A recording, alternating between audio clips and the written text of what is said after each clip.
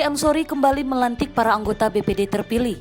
Anggota BPD yang dilantik dan disumpah pada hari ini dari Desa Sungai Grong, Selebar Jaya, Pagar Agung, dan Nangai Tayau.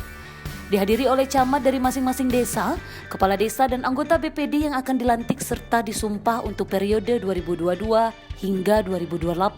Bupati Lebong Kopri Ansori berharap agar setelah dilantik dan disumpahnya anggota BPD yang baru dari berbagai desa ini, supaya bisa lebih fokus dalam menjalankan program-program pemerintah desa dan bisa mensinergikan dengan program pemerintah daerah. Diharapkan juga untuk anggota BPD yang terpilih bisa fokus kepada program prioritas yang bisa mensejahterakan masyarakat, supaya kolaborasi antara pemerintahan desa dan pemerintah daerah bisa berjalan dengan baik dan program-program rencana pemerintah kabupaten bisa sukses. Dengan melantik Bapak Ibu, berharap Bapak Ibu dapat melaksanakan tugas sebagai BPD terkhusus dalam penyelenggaraan pemerintah desa, terkhusus dalam menjalankan program-program pemerintah desa dan sinergikan dengan program-program pemerintah kabupaten.